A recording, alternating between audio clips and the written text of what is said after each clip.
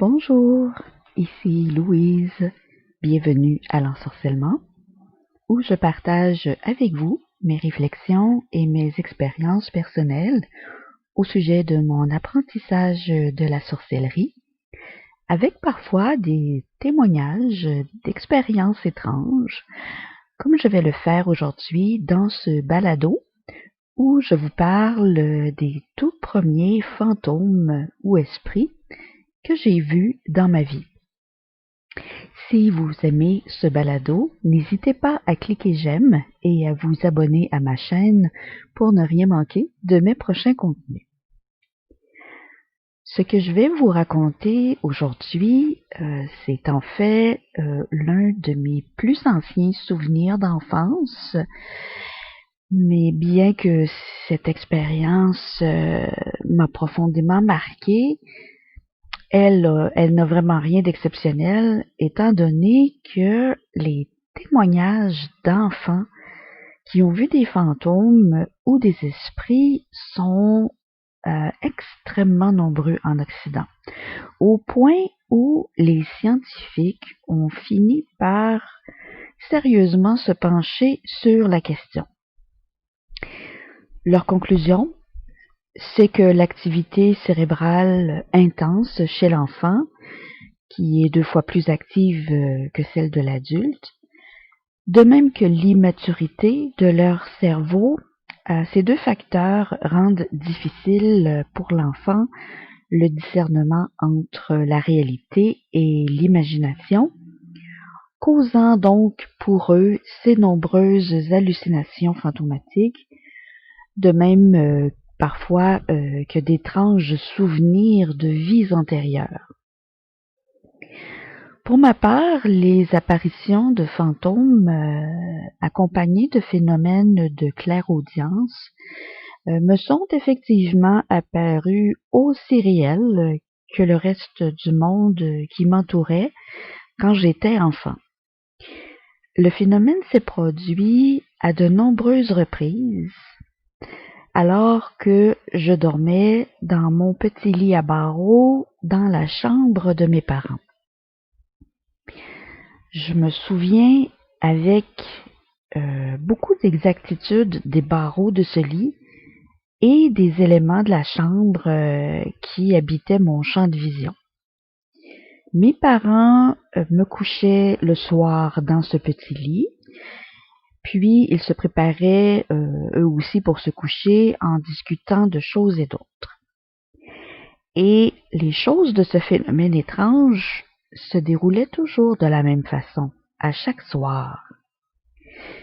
Mes parents me mettaient au lit, ils se préparaient pour se coucher, puis les fantômes arrivaient.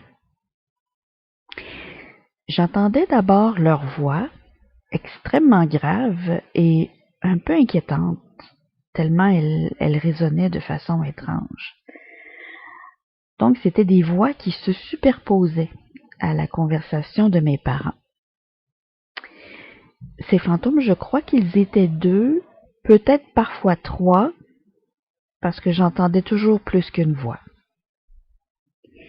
Et parfois, ces fantômes apparaissaient devant moi comme des silhouettes lumineuses, transparentes, un peu comme de la fumée.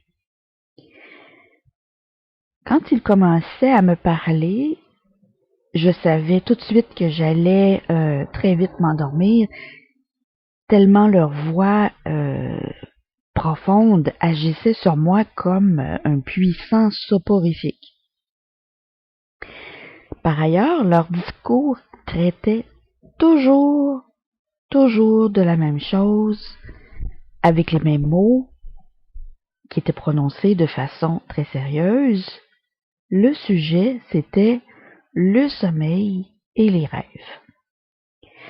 Donc, ils débutaient toujours leur discours de la même façon, en me disant que je ne devais pas avoir peur, que j'allais tout simplement m'endormir, que le sommeil était une bonne chose et que je ferais plein de rêves et que les rêves, c'était... Et là, je ne me rappelle pas être restée éveillée assez longtemps, malheureusement, pour entendre la suite. Malheureusement, parce que de toute évidence, il cherchait à m'enseigner quelque chose d'important avec ce discours. Qui sait, peut-être que dans mon sommeil, je continuais à entendre leur voix, mais quoi qu'il en soit, je ne m'en souviens plus. Donc, ces fantômes sont venus chaque nuit pendant une période qui m'apparaît avoir été plusieurs mois, presque même une année. Ils faisaient partie de ma vie, de mon univers, de mon petit monde. Mais un soir, alors que je suivais le mouvement de leur silhouette fantomatique en écoutant le début si familier de leur discours, ces fantômes se sont déplacés vers mes parents. Et là, j'ai eu un choc. Parce que, de toute évidence, mes parents ne voyaient pas du tout ces fantômes devant eux. Ils continuaient à discuter et à mettre leur pyjama comme si de rien n'était. Et là, moi, tout à coup, j'ai eu une sensation de danger qui m'a envahi.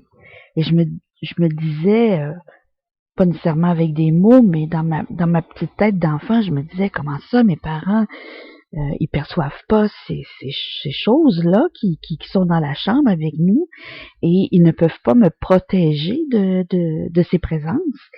Dans ma petite tête de bébé, j'arrivais quand même à comprendre plus ou moins consciemment que mes parents contrôlaient tout dans notre univers et que ma survie dépendait de leur contrôle. Mais là, soudainement, je me rendais compte que je me retrouvais complètement seule avec ces présences fantomatiques que mes parents ne voyaient pas, alors la panique m'a envahie. Je sais que j'ai fermé les yeux, que j'ai pleuré, que j'ai crié, et je n'ai pas osé ouvrir de nouveau les yeux pendant que mes parents me consolaient, ni avant de m'endormir ce soir-là. Et après cette crise de panique, ces fantômes ne sont plus jamais revenus. Pas une seule autre nuit de toute mon existence. Je me demande encore aujourd'hui ce que cette expérience signifie. Au moment où elle est survenue, j'avais pas encore l'âge de regarder des films de fantômes à la télévision. J'allais pas à la garderie et j'allais pas chez une gardienne non plus. Et il n'y avait pas de gardienne qui venait chez moi. Ma mère était à la maison pendant que mon père travaillait. Je n'étais pas en contact avec d'autres personnes que les membres de ma famille immédiate, sauf parfois des médecins, mais c'était rare. Alors, comment aurais-je pu imaginer ces étranges apparitions fantomatiques qui ne correspondaient vraiment à rien, ni à personne dans ma réalité? Je vous avoue que j'ai ressenti un petit deuil quand j'ai compris, quelques nuits après la crise de panique, que ces fantômes ne reviendraient plus jamais me voir, parce que j'avais eu peur d'eux. Et même si leur étrangeté me faisait peur, je ressentais quand même leur bienveillance à mon égard. Je la ressentais vraiment dans leur voix et comme dans leur énergie. Et les rêves, qu'est-ce que c'est finalement? J'aimerais bien pouvoir me souvenir de leur enseignement aujourd'hui pour percer ce mystère du monde onirique.